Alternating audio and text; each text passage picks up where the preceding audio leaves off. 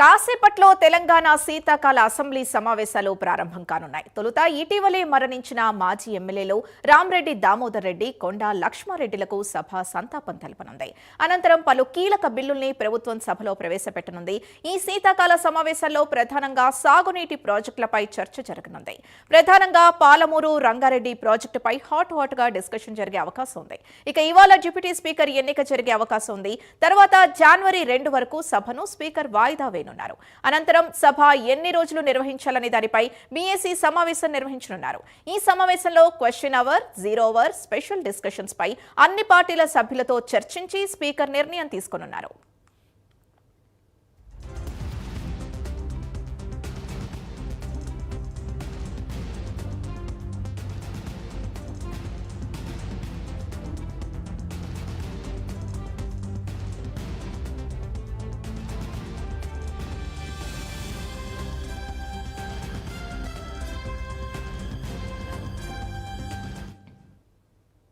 తెలంగాణలో జరగనున్న శీతాకాల సమావేశాలకు సంబంధించి పూర్తి డీటెయిల్స్ మా కరెస్పాండెంట్ అజయ్ అందిస్తారు. అజయ్ చెప్పండి. మరి కాసేపట్లో తెలంగాణ శాసనసభ శాసన మండలి సమావేశాలు ప్రారంభం కానున్నాయి. ఉదయం 10:30 ఏదైతే శాసనసభ శాసన మండలి సమావేశాలు కూడా ప్రారంభమవుతాయి. అయితే ఈరోజు ఏదైతే మాజీ ఎమ్మెల్యేలు ఎవరైతే దివంగతులయ్యారో వారికి సంబంధించినటువంటి సంతాప సభ ఉంటుంది. ఈరోజు శాసనసభలో ఏదైతే కొండా లక్ష్మారెడ్డి, అలాగే ఏదైతే సూర్యాపేట మాజీ ఎమ్మెల్యే, మాజీ మంత్రిగా ఉన్నటువంటి రామరెడ్డి దామోదర్ రెడ్డికి సంబంధించి సభ సంతాప తీర్మానాలను ప్రవేశపెడుతుంది. సభ సంతాప తీర్మానాలను ప్రవేశపెట్టిన తర్వాత సుమారు 11 బిల్లులకు సంబంధించి సభలో ఈరోజు ఏదైతే బిల్లులన్నీ కూడా ప్రవేశపెట్టున్నారు. CM Revanth Reddy, deputy CM Bhatti Vikramarka, Tummala Nageswararao, మా మంత్రి సీతక్క వీళ్ళందరూ కూడా ఏదైతే సభలో పలు కీలకమైనటువంటి బిల్లుల సవరణకు సంబంధించినటువంటి అంశంపై ఏదైతే బిల్లు ప్రవేశపెట్టున్నారు. దీని తర్వాత ఏదైతే సభ ముగుస్తుంది, జనవరి 2వ తారీఖు ఏదైతే సభ తిరిగి ప్రారంభమవుతుంది. అయితే ఈరోజు ఆ సంతాప సభ తీర్మానాలకు సంబంధించిన అంశం అయిపోయిన తర్వాత, బిల్లులు ప్రవేశపెట్టిన తర్వాత బీఏసీ సమావేశం ఉంటుంది. బిజినెస్ అకౌంటింగ్ కమిటీ ఏదైతే బిజినెస్ ఎన్ని రోజులు నిర్వహించాలి, ఏ అంశాలపై నిర్వహించాలి, అసెంబ్లీ సమావేశాలు నిర్వహిస్తున్న సమయంలో క్వశ్చన్ అవర్స్ సంబంధించిన అంశం, జీరో అవర్స్, షార్ట్ డిస్కషన్స్, ఇలాంటి అనేకమైన అంశాలు ఉంటాయి. అన్ని అంశాలకు కూడా క్వశ్చన్ అవర్ నిర్వహించాలా లేదా, దానికి సంబంధించి జీరో అవర్ నిర్వహించాలా లేదా, షార్ట్ డిస్కషన్స్ ఏ సబ్జెక్ట్పై నిర్వహించాలి, సో సమావేశాలు ఎన్ని రోజులు నిర్వహించాలి, ఇలాంటి అనేక అంశాలపై బీఏసీలో అన్ని పార్టీలకు సంబంధించిన నేతలు కూడా ఏదైతే పాల్గొంటారు. ఇటు కాంగ్రెస్ పార్టీ నుంచి ఏదైతే విప్పులుగా ఉన్నటువంటి వారు పాల్గొంటారు, మంత్రి శ్రీధర్ బాబు స్పీకర్ ఉంటారు. అలాగే బీఆర్ఎస్ నుంచి చూసుకున్నట్టయితే హరీష్ రావు, కేటీఆర్ నేతలు ఉంటారు. బీజేపీ నుంచి ఫుల్లో లీడర్ ఉన్నటువంటి ఏలేటి మహేశ్వర్ రెడ్డి, ఇంకా ఒక నేత ఉంటారు. అలాగే ఎంఎం నుంచి అక్బరుద్దీన్ ఓవైసీ, ఇలా అన్ని పార్టీలకు సంబంధించిన నేతలు కూడా ఉండి ఏదైతే సభ ఎన్ని రోజులు నిర్వహించాలనే దానిపై ఒక చర్చిస్తారు.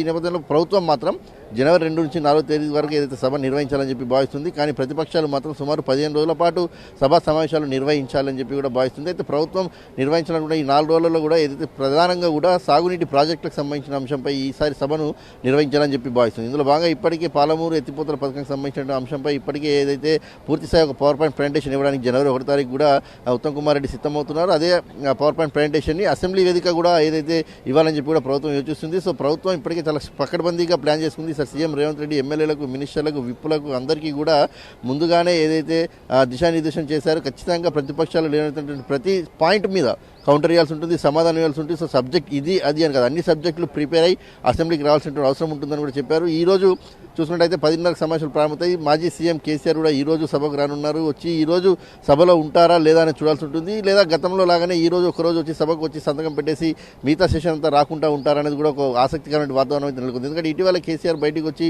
బీఆర్ఎస్ భవన్లో ఒక సమావేశం నిర్వహించారు. సమావేశం నిర్వహించి ఇంతకుముందు ఒక లెక్క, ఇప్పటి నుంచి ఒక లెక్క, ఖచ్చితంగా మేము ప్రభుత్వాన్ని నిలదీస్తూ ఉంటాము, సో ఖచ్చితంగా గ్రౌండ్లో దిగి పోరాటం చేస్తూ ఉంటాము, ప్రభుత్వాన్ని ప్రశ్నిస్తుంటామని చెప్పి కూడా ఏదైతే స్ట్రాంగ్గా మాట్లాడడం కూడా జరిగింది. సో ఈ అంశంపై కేసీఆర్ రేవంత్ రెడ్డి మాట్లాడుతూ కూడా సభకు రండి, బయట కాదు, సభకు వచ్చి సభలో మాట్లాడండి, మీకు తగినటువంటి గౌరవం, హుందాతనం ఇస్తాం, ఎవరు మిమ్మల్ని అడ్డుకోరు, హుందాగానే సమావేశాలు నిర్వహిస్తాం, సాగునీటి ప్రాజెక్టులపై సభలో సమావేశంలో మనం మాట్లాడదామని చెప్పి కూడా చాలా క్లారిటీగా చెప్పారు. సో ఈ నేపథ్యంలో కృష్ణా గోదావరి నదీ జలాలకు సంబంధించినటువంటి నీటి పంపకాలపై, అలాగే పాలమూరు రంగారెడ్డికి సంబంధించినటువంటి నీటి పంపకానికి సంబంధించిన దానిపై తక్కువ వాటా ఎలా వచ్చింది అనే దానిపై బీఆర్ఎస్ ప్రభుత్వం నిలదీయాలని చెప్పి భావిస్తుంది. సో ప్రభుత్వం కూడా అంతే పకడ్బందీగా పాలమూరు, అలాగే గోదావరి, కృష్ణకు సంబంధించిన నీటి జలాలకు సంబంధించిన అంశంపై కూడా పూర్తిగా ప్రిపేర్ అయింది. దాన్ని కౌంటర్ ఇవ్వాలని చెప్పి కూడా డిసైడ్ అయిపోయింది. సో ఈ నేపథ్యంలో మరి సభా సమావేశాలు శీతాకాల సమావేశాలు అంతా కూడా వాటర్ మీదనే జరిగేటువంటి ఆస్కారం ఎక్కువగా కనిపిస్తుంది. అయితే మరోవైపు బీఆర్ఎస్ మాత్రం ఖచ్చితంగా ప్రజలకు ఇచ్చినటువంటి హామీలు ఏవైతే ఉన్నాయో యూరియాకి సంబంధించి కావచ్చు, అలాగే ఇప్పుడు అమలు చేస్తున్న పథకాలు ఏవైతే ఉన్నాయో, పెన్షన్ ఇంకా ఇవ్వలేదు ప్రభుత్వం, అలాగే తులం బంగారం ఇవ్వలేదు ఇంకా ప్రభుత్వం, దీంతోపాటు స్కూటీలు ఇవ్వాల్సి ఉంది, 2500 మహిళలకు ఇవ్వాల్సి ఉంది.